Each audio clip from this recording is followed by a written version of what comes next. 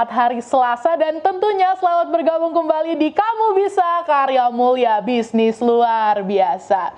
Senang sekali saya bertemu kembali Bapak Ibu di hari Selasa ini di program Kamu Bisa, tentunya di mana program ini adalah program yang bekerja sama dengan ASI atau Adventist Layman Services and Industry yang merupakan perkumpulan profesional dan pembisnis awam Advent. Tentunya bersama dengan saya Mirza Sabatin yang akan memandu acara kita pada malam hari ini selama 1 jam ke depan. Pemirsa sekalian, senang rasanya pada hari ini kita akan kembali mengupas satu topik yang luar biasa, di mana topik kita pada malam hari ini judulnya adalah air mengalir, uang mengalir, rahasia tersembunyi kolam deras. Dan pastinya pada malam hari ini saya tidak sendirian, saya sudah didampingi oleh narasumber praktisi dan narasumber ahli yang akan membantu saya mencari jawaban dari pertanyaan-pertanyaan saya malam hari ini seputar topik kita kali ini. Tentunya saya akan menyapa para narasumber kita terlebih dahulu. Di sini kita sudah bersama dengan Bapak Agus Andrianto Tambunan. Selamat malam Pak Agus. Malam.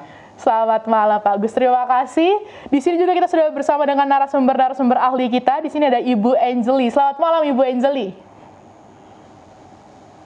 Selamat malam semua pemirsa Hope Channel. Baik, selamat malam Ibu, terima kasih banyak. Di sini juga kita sudah bersama dengan Bapak John Lee Warren. Selamat malam Pak John Lee.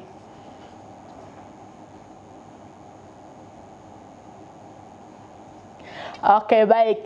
Dan yang terakhir, sudah bersama dengan kita juga di sini ada Dr. Franjesi Looy. Selamat malam Pak. Oke, baik. Pemirsa sekalian, tentunya pemirsa pasti sangat bertanya-tanya, ada apa sih topik kita pada malam hari ini? Baik, kalau begitu marilah kita melihat video profil yang satu ini.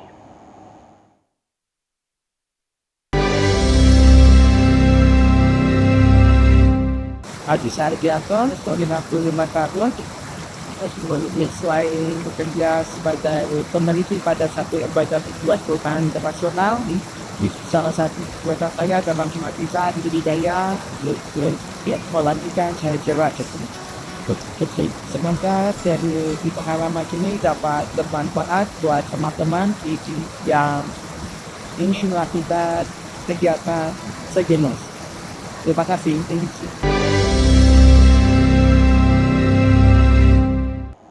Luar biasa video profil dari Pak Agus yang tadi kita saksikan. Tentunya saya semakin penasaran tentang topik kita pada malam hari ini. Saya ingin bertanya terlebih dahulu kepada Pak Agus. Pak Agus, apa sih yang dimaksud dengan sistem kolam deras dalam budidaya ikan? Dan apa sih perbedaan utama kolam deras dengan kolam air tenang? Lalu, ikan apa saja yang cocok untuk budidaya di dalam kolam deras ini? Silakan Pak Agus. Baik. Terima kasih untuk pertanyaannya. Saya yakin kita semua sudah sering mendengar lah itu apa yang namanya kolam air deras secara umum yang bisa terlihat ataupun by definisi itu adalah sistem budidaya di mana airnya itu mengalir terus-menerus, flow through istilahnya, dari inlet masuk ke kolam dan juga ke outlet. Air ini tentu akan membawa oksigen dalam air yang cukup baik, dan sekaligus saat air itu keluar dia membawa berbagai limbah, sehingga secara umum kolam ini sangat sesuai dengan kebutuhan ikan untuk hidup. Jadi kembali saya ulangin, jadi ciri-cirinya adalah air masuk terus, bukan sirkulasi ya, itu mengalir dan keluar, tidak disirkulate. Kotoran akan terdorong keluar, baik kotoran dari source-nya maupun hasil metabolisme ikan, dan juga kandungan oksigen relatif tinggi. Dan pertanyaan tentang apa bedanya dengan kolam biasa, setidaknya ada 6 hal. Yang pertama adalah aliran air tadi. Apa bedanya? Kalau di kolam air deras, air mengalir terus. Sedangkan di kolam biasa, diam, statik. Oksigen di kolam air deras relatif tinggi. Dan yang cukup signifikan perbedaannya adalah limbah. Limbah di kolam air deras itu selalu bisa keluar, sedangkan di kolam biasa limbah-limbah yang ada itu akan turun dan mengendap. Kelebihannya apa dari tempat yang ideal tadi, sehingga populasi ikan yang bisa dipelihara untuk ruang yang sama jauh lebih tinggi di kolam air deras. Namun demikian, karena ini sangat bergantung dengan sumber air yang begitu besar, jadi kondisi itu akan cepat berubah, sedangkan di kolam tanah relatif stabil. Dengan demikian konsekuensinya kolam air deras kita mesti fully control dalam pengelolaannya. Ikan yang biasa dibudidayakan adalah tentu ikan-ikan yang suka dengan air banyak ya, yaitu ikan nila, ikan mas, dan juga yang saya pelihara besar banyak ini adalah ikan bawal. Mungkin juga ada pertanyaan kenapa gurame tidak dipasang di sana. Gurame itu tidak mau dia di kolam air deras, dia maunya di kolam biasa. Semoga itu bisa menjawab pertanyaannya. Kalau ada yang kurang, maaf. Baik, terima kasih Pak Agus atas jawabannya. Namun kembali timbul pertanyaan dari saya Pak Agus, mungkin Pak Agus bisa kembali menjawab, yaitu adalah apa saja sih parameter penting dalam kolam ini? Mungkin pH-nya atau suhunya, mungkin Pak Agus bisa memberi tahu kepada pemirsa sekalian. Silakan Pak Agus. Oke, baik. Yang mayor lah ya, yang utama itu setidak-tidaknya untuk budidaya ikan ada 5. Tadi kita sudah sangat sering ngomong tentang oksigen terlarut. Kalau Ibu Angeline mungkin istilahnya DO Ibu ya. Itu relatif tinggi. Itu saya sudah lakukan pengukuran di atas 5 mg per liternya. Jadi tapi lagi-lagi tergantung source sumber air yang datang ya. Dan parameter berikutnya adalah pH yang netral, yang 6,5 sampai 7,5. Dan saya yakin hampir di semua sungai di Indonesia, ketika belum ada industri di atasnya itu, air akan cenderung normal. Kecuali lagi kalau di sana ada tanah gambut dan lainnya, itu hal yang berbeda. Tetapi secara umum, saya mendapati air-air di sungai yang kita punya itu relatif normal. Yang penting lagi parameternya adalah temperatur. Temperatur relatif stabil antara 26 sampai 30 derajat Celcius. Kenapa begitu? Ketika kita bisa lihat bedanya ketika hujan deras gitu, malam itu air akan relatif lebih dingin, mungkin bisa di bawah batas minimal tadi, akan menyebabkan ikan malas makan, dan sebaliknya ketika terik, sangat terik itu di atas kebutuhan ikan, ikan akan menjadi gelisah juga karena oksigennya turun. Dan parameter berikutnya yang perlu sekali untuk diperhatikan adalah kandungan amonia. Karena ini adalah makhluk hidup, makan dan juga mengeluarkan kotoran. Dan ketika ini mengendap dalam jumlah yang sangat banyak, itu akan mengakibatkan kandungan amonia yang tinggi. Dan inilah salah satu kelemahan di kolam-kolam biasa. Tetapi kalau di kolam air deras, relatif terjaga dia. Dan satu hal lagi, mungkin kebanyakan keliru di sini tentang kecerahan dan turbidity. Kecerahan itu kita sering melihat kalau air bening gitu, ikan suka. Gitu. Sesungguhnya tidak, karena semakin jernih air, itu artinya bagaimana mengukurnya gitu. Kita masukkan sesuatu dan bisa terlihat sampai dasar. Jadi untuk yang ideal adalah turbidity itu sekitar, atau kecerahan lah ya, kecerahan 30 sampai 40. Ketika sudah di bawah 40 meter, 40 cm itu sudah tidak terlihat. Itu indikator apa kan gitu ya? Artinya air itu ada banyak, cukup mengandung organik. Ketika air sangat jernih itu sungguh-sungguh hanya air saja, tidak banyak makanan maupun zat organik. Kurasa itu Ibu yang bisa saya sampaikan tentang parameter utama dalam air. Terima kasih Pak Agus. Berarti di sini juga saya baru menemukan satu fakta terbaru, yaitu adalah ternyata ikan itu tidak suka air yang terlalu jernih, pemirsa sekalian.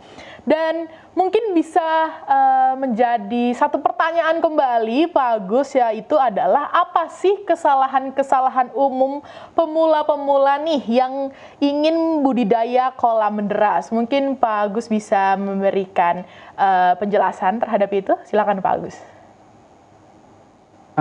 Baik, tapi aku nggak akan jawab kesalahan lah ya. Terlalu berat kalau disebut kesalahan kan.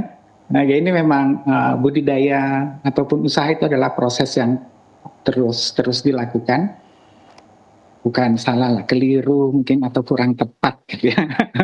Kebanyakan berpikir semakin banyak kita taruh ikan, tentu hasilnya akan semakin untung. Itu benar ketika parameter kondisi idealnya sudah tercapai. Jadi memang perlu kita tahu berapa populasi ideal yang ada di kolam kita. Karena nggak melulu matematika sederhana, jumlah sekian kali sekian akan dapat sekian kilogram atau sekian ton. Dan kekeliruan berikutnya mungkin overfeeding. Kita sering pikir kalau kita kasih makan banyak gitu, ikan akan cepat besar. Cepat besar, umurnya lebih cepat. Sesungguhnya sama seperti kita, ketika ikan sudah kenyang ya dia tidak akan makan juga. Dan batas yang normal itu kira-kira 3% dari biomasanya. Dan kekeliruan berikutnya di kolam air deras ya. Meskipun tadi saya sebutkan airnya mengalir terus, yang kita lihat itu di permukaan. Tetapi di dasar sesungguhnya masih tetap ada itu endapan-endapan kotoran atau lumpur. Sehingga kalau berpikir bahwa punya kolam air deras tidak perlu ganti air ataupun dibersihkan dasarnya, itu adalah kekeliruan yang akan menurunkan keuntungan mungkin ya. Poinnya jadi secara garis besar kolam air deras itu sistem yang intensif, jadi dan juga perlu karena intensif mengakibatkan produktivitas tinggi, tetapi dua hal yang perlu dilakukan atau kontrol pakan dan juga disiplin operasional di lapangannya. Semoga menjawab bukan kesalahan tapi ya kekeliruan lah ya.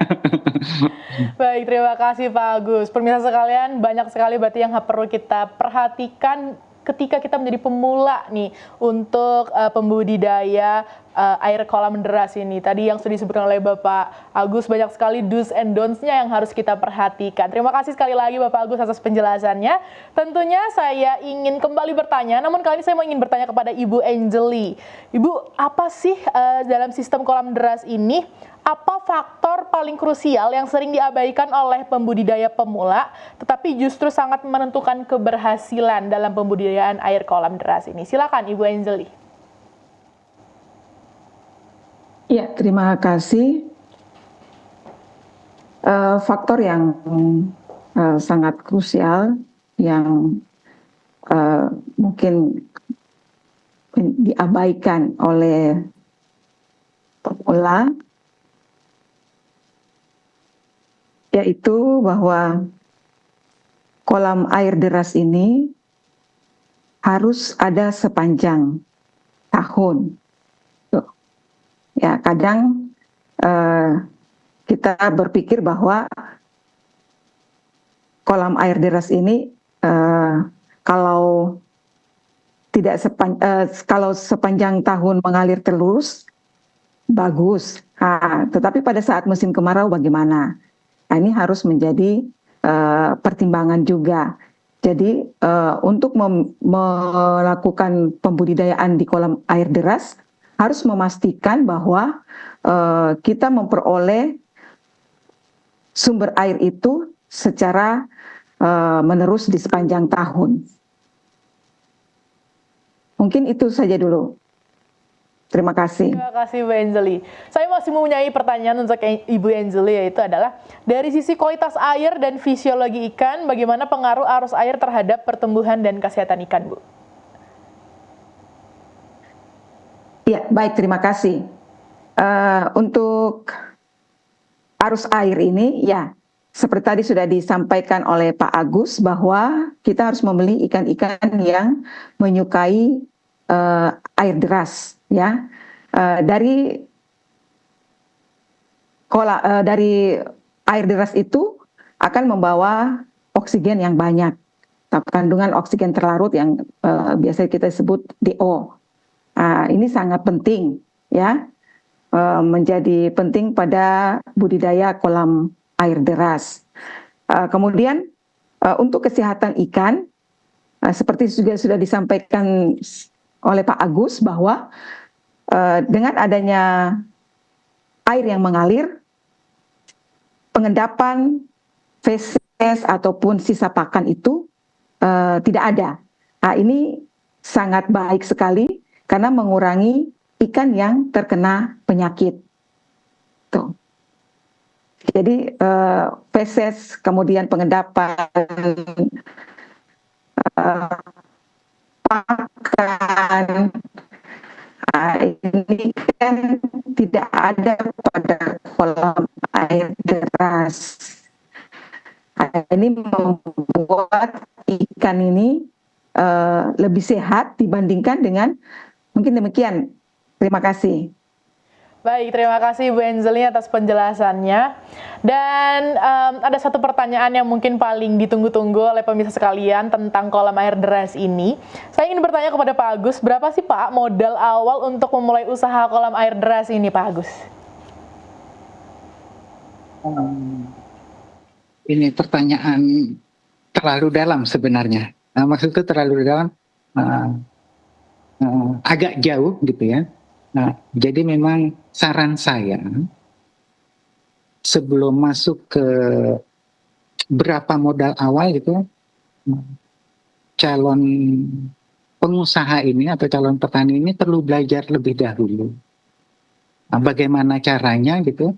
Sebelum investasi saya menyarankan dua hal. Yang pertama mungkin bisa sewa dahulu gitu ya pada kolam air deras yang sudah ada ataupun bekerja sama. Dengan demikian mereka punya feeling, punya sense persoalan-persoalan teknis yang ada gitu ya. Juga persoalan-persoalan sosial yang mungkin muncul. Karena berbicara kolam air deras ini sesungguhnya berbicara dua hal gitu. Privat property, ya tanah kita sendiri, tetapi juga ada public property di sana. Air yang dari hulu masuk ke tempat kita dan itu akan lari ke air yang lain. Jadi saran saya adalah sebelum bertanya berapa investasinya, kita mempelajari dahulu. Tetapi saya akan jawab juga pertanyaan berapa investasi. Secara umum untuk dari pengalaman saya lah ya, satu kolam kecil saya itu misalnya panjang itu 14 meter, lebar 3 meter, kedalaman air 2 meter, itu biaya investasi infrastrukturnya itu sekitar 50 jutaan. Kita belum berbicara ngomongin membenteng sungainya gitu ya, ini baru membuat kolamnya saja. Dan tentang operasional, baik bibit gitu ya, pakan, tenaga kerja, dan juga obat-obatan. Tentu ini tergantung juga dengan skala. Skala, seberapa banyak kita akan pelihara ikan kita. Contoh kasus kalau di tempat saya itu yang ukuran saya sebutkan tadi itu populasinya kita bisa bayangkan kan hanya kecil ya, 14 kali 3 kali 2, tetapi dia bisa menampung 5.000 ekor ikan. Berapa nilainya untuk operasional? Kira-kira satu siklus itu hingga panen sekitar 40 jutaan. Tetapi makanya saya ingin kembali tadi, jangan loncat ingin berinvestasi dahulu, tetapi pelajari dahulu.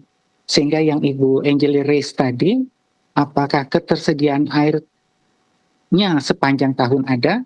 Karena ini bukan cuma berbicara volume air, tetapi juga kualitas air.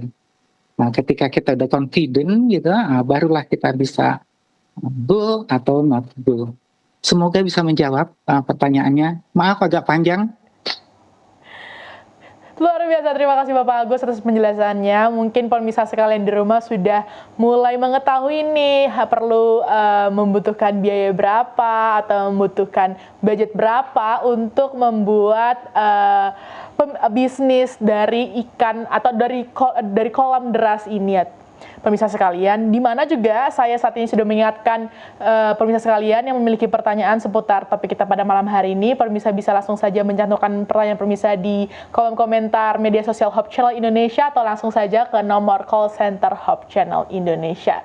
Tentunya saat ini kita akan sama-sama melihat video lahan kolam ikan deras dari Pak Agus Tambunan. Mari kita sama menyaksikan.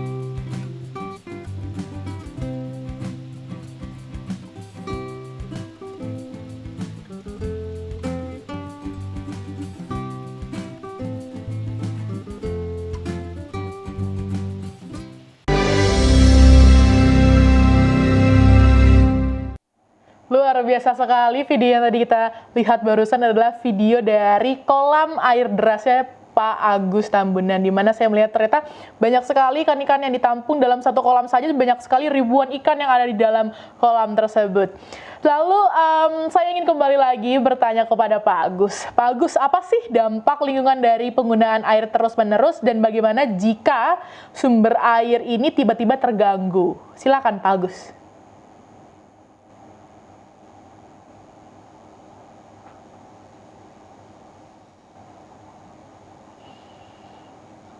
Bagaimana Pak Agus? Mungkin bisa di-unmute terlebih dahulu mic-nya. Maaf, agak. Ya, silakan. Sudah terdengar sekarang? Ya, sudah. Baik, tentang dampak lingkungan tadi sudah saya sampaikan juga bahwa kita pakai public property gitu kan, air. Nah, tentu kita mau dapat air dari atasnya bagus, karena kita akan ngomel juga kalau dapat air jelek kan gitu. Tentu kita buang air kita juga jangan juga rusak kan gitu ya.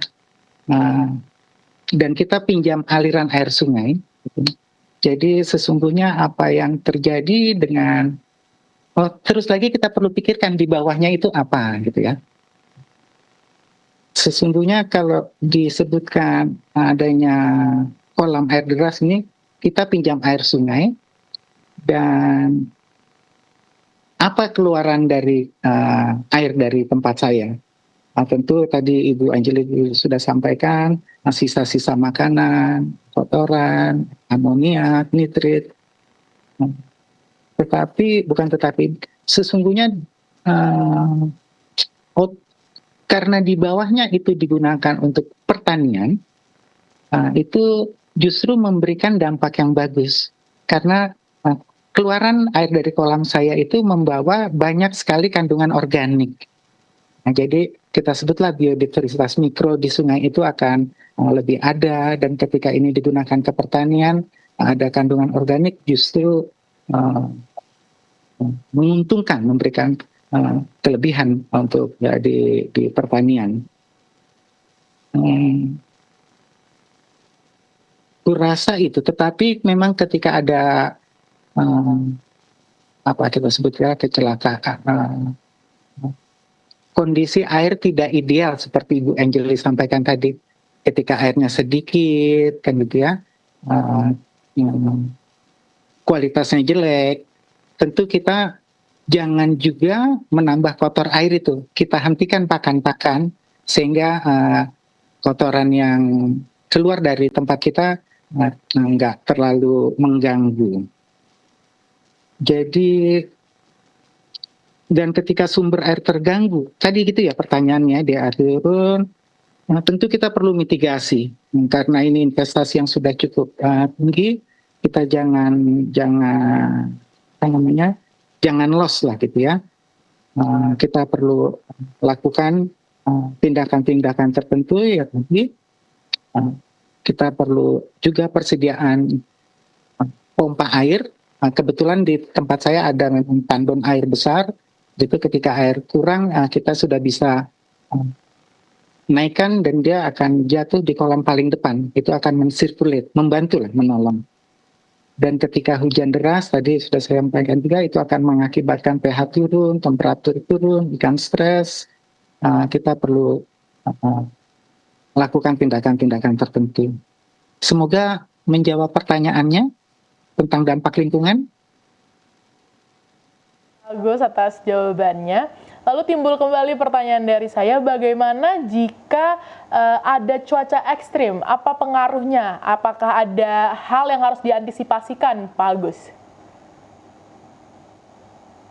Ini pertanyaan cuaca ekstrim ya. Sesungguhnya bukan cuma di tempat kolam saja gitu. Kita sudah merasakan lah tentang climate change ini. Betapa curah hujan itu semakin tinggi pada tempor yang cukup pendek, dan juga kekeringan yang cukup panjang di daerah tertentu. Jadi pertanyaan tentang cuaca ekstrim itu adalah sesuatu yang memang bagian yang tidak terhindarkan oleh siapa saja, termasuk yang di kota gitu. Lalu yang perlu dilakukan adalah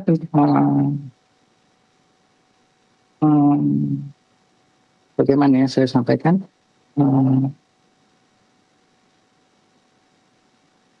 krusialnya adalah kita menjaga agar ikan itu tetap hidup dahulu.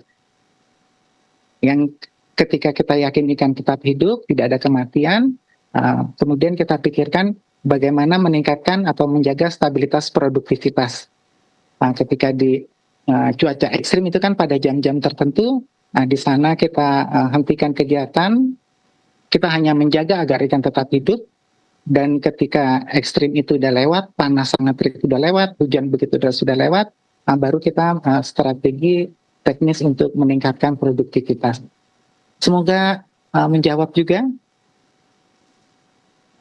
Baik, terima kasih banyak Pak Agus, sangat menjawab. Jadi ada banyak tips yang harus dipersiapkan nih pemirsa sekalian untuk menghadapi perubahan cuaca atau apalagi cuaca ekstrim yang bisa merubah nih dari kolam air deras ini.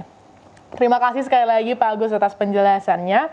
Saya ingin bertanya kepada Ibu Angelie. Bu Angelie, bagaimana sih dari perspektif bisnis mungkin nih, bagaimana cara menghitung kelayakan usaha kolam deras ini agar benar-benar bisa menghasilkan keuntungan yang berkelanjutan? Mungkin Bu Angelie bisa menjawab.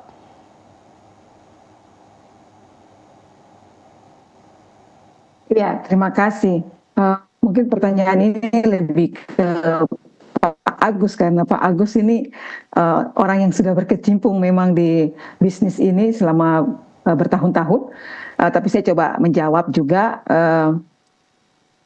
bahwa bisnis kolam air deras ini seperti sudah disampaikan bahwa untuk modal awal saja sangat membutuhkan modal yang sangat besar. Sehingga untuk mengembalikan modal ini harus sudah benar-benar diperhitungkan bahwa ada keuntungan yang bisa diperoleh dari usaha ini, sehingga usaha ini tidak mengalami misalnya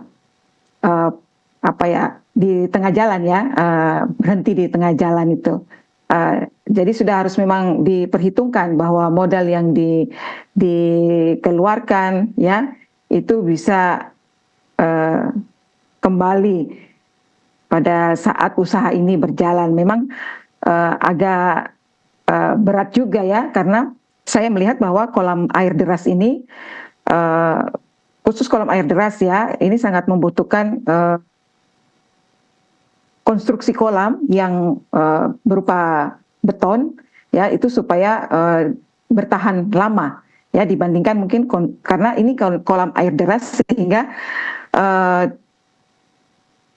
air yang masuk ini kan dalam kondisi yang deras yang kuat ya.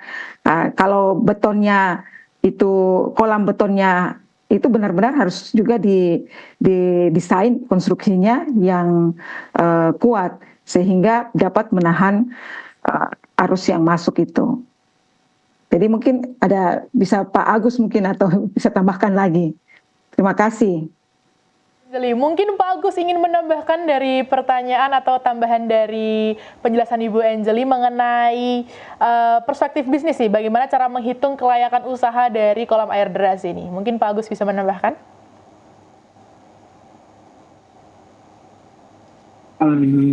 Perspektif keberlanjutan lah ya, keberlanjutan Ya, usaha. betul sekali. Jadi keberlanjutan usaha tentu karena kita pelihara makhluk hidup, dia hanya akan keuntungan kita adalah dari ikan kecil menjadi lebih besar.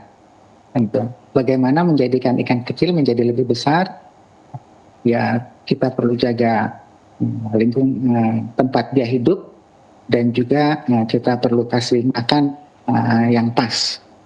Dan keberlanjutan perspektif bisnis, ketika itu sudah kita dapat gitu ya, sesungguhnya itu tinggal tarik cuan aja Ibu Angelie. Ketika kita sudah, sesungguhnya ini mirip-mirip bisnis properti juga.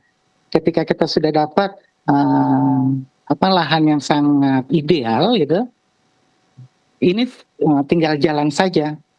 Jadi dengan kata lain, sesungguhnya kalau tidak ada mismanagement, tidak ada ruginya.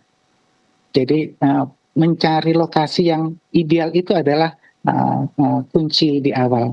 Semoga itu. Aku hanya menambahkan yang Ibu Angelie sampaikan. Terima kasih Bu Angelie.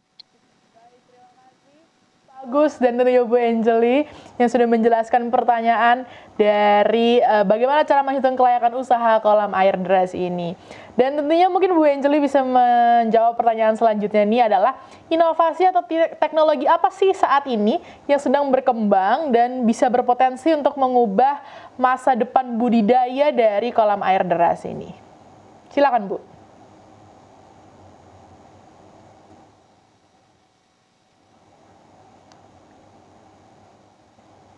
Ya, terima kasih. Tadi pertanyaannya inovasi dan teknologi ya. Betul. Ya, kalau pada khusus kolam budidaya air deras, untuk saat ini ya inovasinya masih seputar pada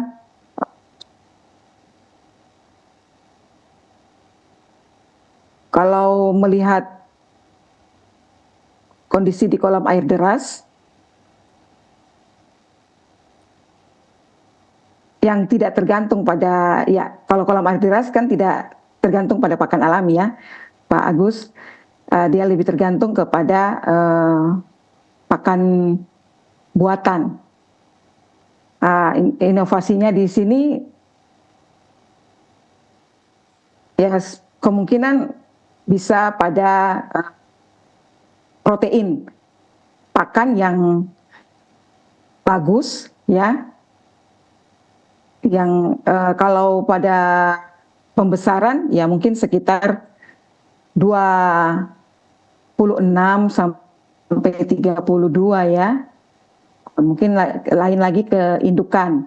Tuh. Mungkin dengan inovasi pada pembuatan pakan itu bisa juga meningkatkan pertumbuhan pada ikan yang dibudidayakan. Untuk teknologinya mungkin kalau saat ini, kalau untuk kolam air deras, ya saya belum melihat ya, mungkin masih seperti yang biasa dijalankan.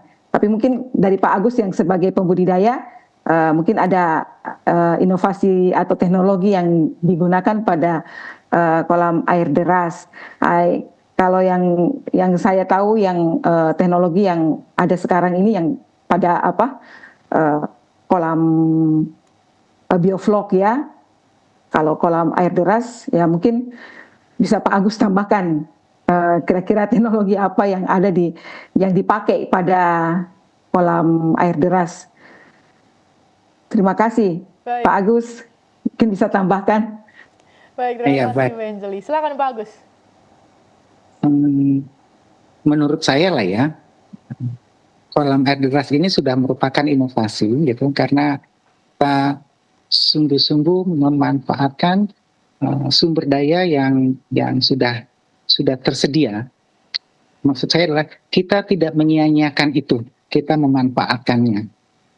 Nah, dan banyak sekali saya melihat, mungkin di tempat Ibu Angeli di lokasi untuk budidaya kolam air deras, sehingga kembali ke apa tadi Ibu Angeli singgung tentang pakan gitu ya. Populasi ikan saya itu sekitar total lah ya, sekitar 100.000 ekor. Bayangkan berapa pelet yang harus disediakan, berapa juga uang yang harus dikeluarkan. Pekerja sederhana seperti saya tentu akan berpikir bagaimana menghemat biaya pakan itu. Lalu, dan Ibu Angeli juga tadi sudah singgung, pakan itu perlu protein, kandungan protein tinggi. Nah, lalu saya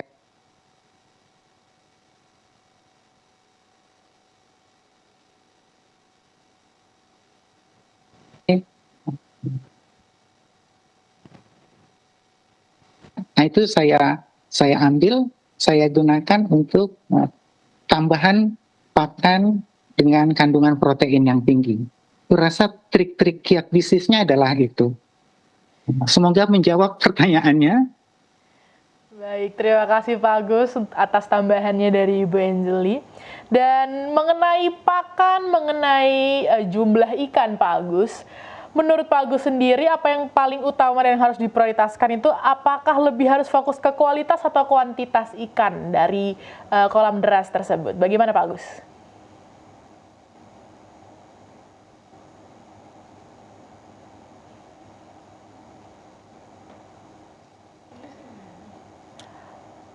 Mungkin bisa di-unmute terlebih dahulu, Pak Agus. Sudah. Ya, siap. Silakan, Pak Agus. Kualitas dan kuantitas ini tentang ikannya kah atau tentang profitnya atau bagaimana? Lebih baik fokus di kualitas air atau di kuantitas ikan? Bagaimana prioritas yang harus diutamakan? Oke, baik. Silakan. Kira-kira semoga nangkap lah ya aku ya. Itu ini dua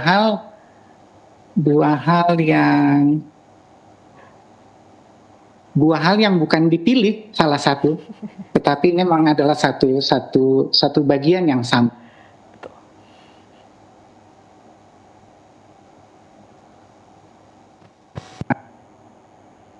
Yang optimal ketika kualitas itu tidak ada. Nah, begitu juga ketika kita hanya melihat kualitas, sedangkan ini adalah budidaya kan bukan hobis, tentu faktor skala itu sangat penting. Jadi tentang kualitas dan kuantitas ini adalah satu hal yang sama dengan di budidaya ini. Menjawab enggak pertanyaan Ibu ini tadi? Sangat menjawab Pak Agus. Oke, baik. Pertanyaan selanjutnya mungkin ini bisa Pak Agus yang bisa menjelaskannya, karena Pak Agus yang mengalami dan mengerjakan setiap hari. Bagaimana caranya untuk bertahan atau tidak mengalami kerugian dalam bisnis ini Pak Agus? Mungkin ada tips atau triknya untuk tidak mengalami kerugian. Silakan Pak Agus. Oh, terima kasih. Saya mesti disclaimer juga ini. Saya tidak setiap hari di sana. Bahkan kita sebutlah dalam 1 bulan mungkin keberadaan saya di kolam nggak lebih dari 6-7 hari gitu ya.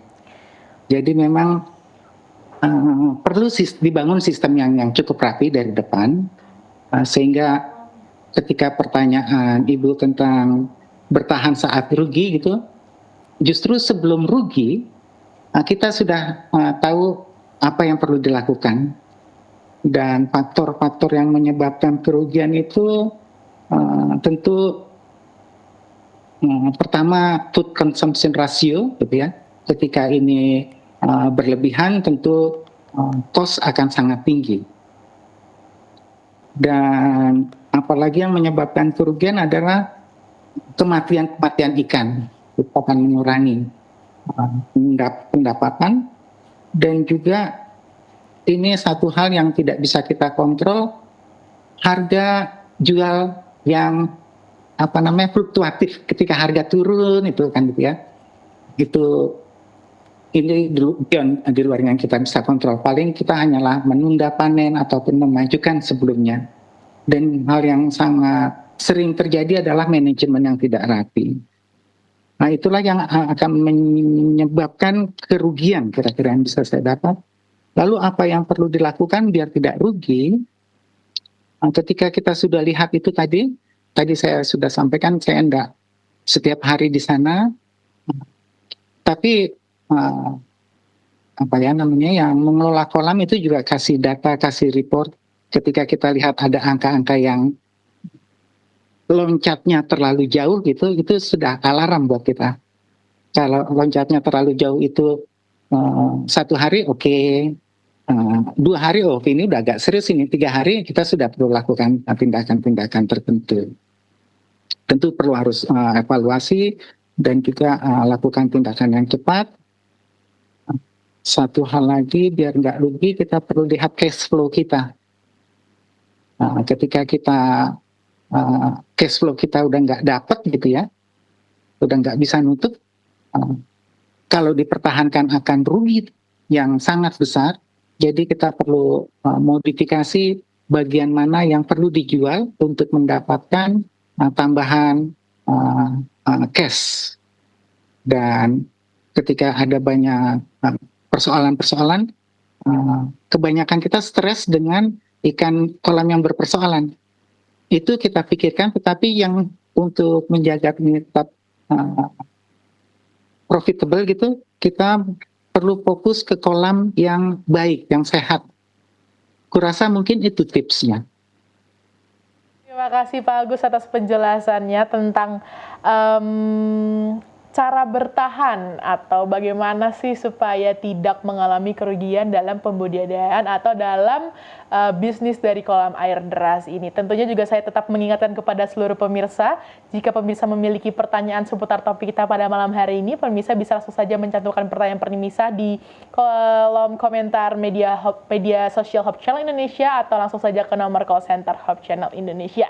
Tentunya saat ini yang belajar pada malam hari ini bukan saya saja atau bukan pemirsa saja, banyak ternyata di luar sana teman-teman kita juga sedang belajar tentang topik kita pada malam hari ini. Dan saya sangat penasaran apa sih tanggapan-tanggapan dari teman-teman kita di luar sana. Dan saat ini kita akan sama-sama menyaksikan UIKB, Uji Ilmu Kamu Bisa.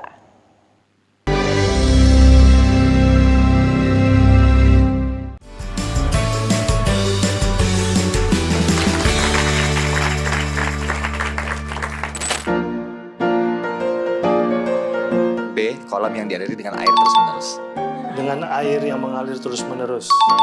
B. Kolam yang diisi dengan air terus-menerus. B. Kolam yang diisi air mengalir terus-menerus. B. B. Untuk menjaga oksigen tetap tinggi. B mungkin supaya menjaga oksigen tetap tinggi. D kayaknya, biar bersih aja. A. Ikan lele. A. Ikan lele. B. Ikan mas dan nila. B. Ikan mas dan ikan nila mungkin. Salah. Salah. Salah. Salah. Benar. Benar. Ya, benar. Salah. Saksikan Kamu Bisa. Karya mulia. Bisnis Luar biasa.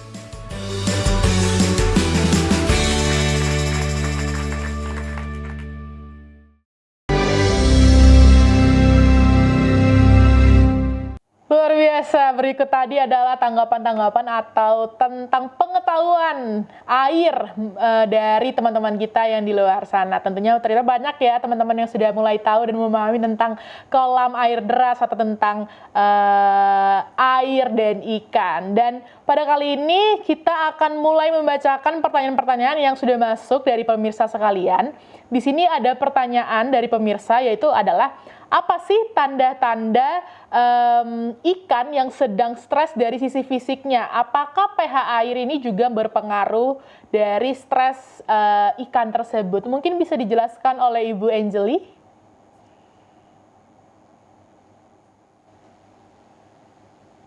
Ya, terima kasih untuk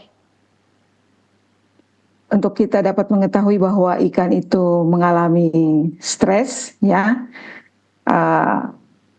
Kalau dari sisi fisiknya bisa dilihat dari perilakunya, ya, dari perilakunya. Jadi bukan lihat dari sisi fisiknya, tetapi dari perilaku ikan itu sendiri. Jadi ikan yang stres itu biasanya tidak respon terhadap pakan, ya, karena sudah mengalami stres. Jadi yang pertama dia sudah tidak respon terhadap pakan, kemudian kondisi, ya, kalau dari kondisi fisiknya sudah kelihatan lemah, ya, lemah, sehingga kadang menyendiri dari kelompok ikan yang lain itu. Kemudian untuk pH air, ya, ini juga berpengaruh terhadap stres. Jadi bukan hanya pH saja, ya, yang tadi juga sudah disampaikan oleh Pak Agus bahwa kualitas air itu, ya, itu oksigen terlarut, kemudian suhu, kemudian pH atau derajat keasaman ini sangat berpengaruh terhadap stres pada ikan. Kalau pH-nya tinggi, itu juga berpengaruh, dan pH rendah juga itu berpengaruh. Jadi pH yang ideal untuk pertumbuhan atau kelangsungan hidup suatu biota di budidaya, itu sekitar 6,5 sampai 8,5 itu masih bisa ditolerir untuk kehidupan ikan yang dibudidayakan.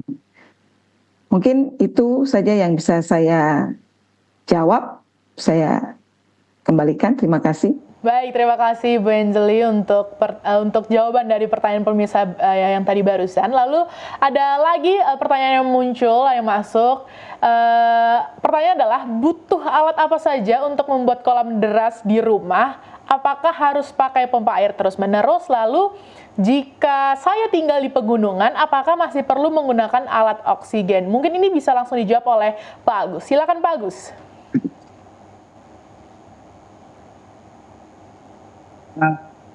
Ulangi pertanyaannya tadi, saya agak kurang bilang. Ya, pertanyaan adalah, butuh alat apa saja untuk membuat kolam deras dari rumah? Apakah harus menggunakan pompa air terus-menerus? Lalu, case-nya dari pemirsa sekali ini adalah, jika pemirsa ini tinggal di pegunungan, apakah masih perlu menggunakan alat oksigen kolam, Pak? Oke, baik. Terima kasih. Agak kontradiktif sebenarnya. Jadi ketika sudah disebutkan kolam air deras, tentu tidak perlu pompa lagi, karena air sudah akan mengalir terus kan gitu ya. Akan ada masuk ke kolam dan keluar. Itu tidak perlu pompa air, dan alat-alat untuk membangun kolamnya seperti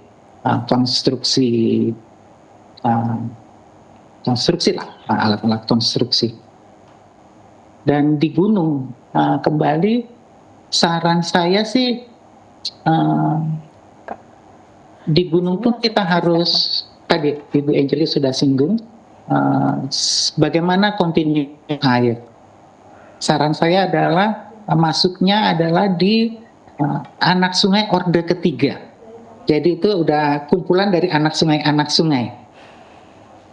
Sehingga kuantitas air yang datang itu relatif stabil dan tidak putus. Jadi memang perlu kebetulan anak gunung ya jalan-jalan lah. Dapat kita misalnya ada sungai pertama gitu, terus kedua, ketiga, kita tempat yang ideal adalah di sana. Kurasa itu tipsnya.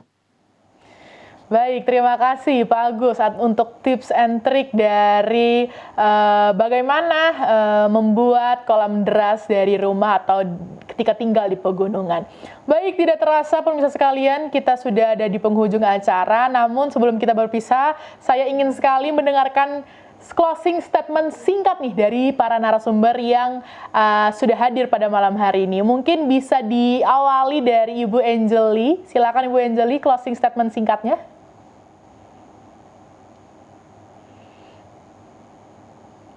Ya, terima kasih.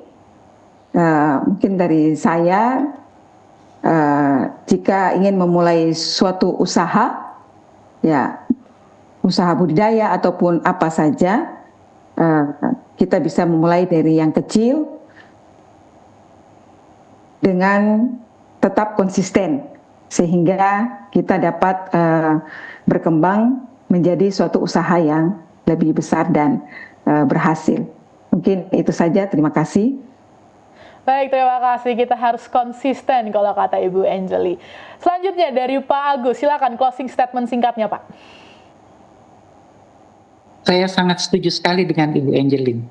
Jadi yang terlihat besar tadi itu saya mulai dari sangat kecil Ibu Angelie. Jadi mungkin teman-teman tidak percaya, saya hanya mulai dari 1 juta rupiah. saya tadi kerjasama, kita ngontrak, kita sewa. Nah, kita sudah pahami itu, kita dapat uang kecil dan itu direinvestasikan. Jadi yang besar itu selalu dimulai dari yang kecil. Buat teman-teman, yakinlah ketika tadi konsisten itu akan membuahkan sesuatu yang sangat besar. Demikian. Baik, terima kasih Pak Agus. Berarti kuncinya pada malam hari ini adalah konsisten, pemirsa sekalian. Jika konsisten, berarti semuanya, segalanya akan lancar. Saya berterima kasih kepada seluruh narasumber yang sudah menyempatkan waktunya pada malam hari ini untuk mengupas tuntas topik kita pada malam hari ini. Terima kasih Pak Agus, terima kasih Bu Angelie. Saya juga tidak lupa berterima kasih tentunya kepada seluruh pemirsa yang sudah setia menemani saya pada malam hari ini, menuntaskan PR saya, topik saya tentang kolam air deras. Kalau begitu, saya Myrtle Sahabatin bersama seluruh kru yang bertugas pada malam hari ini pamit undur diri. Saksikan terus Kamu Bisa hanya di Hope Channel Indonesia. Kamu Bisa, karya mulia, bisnis luar biasa. Selamat malam, sampai jumpa.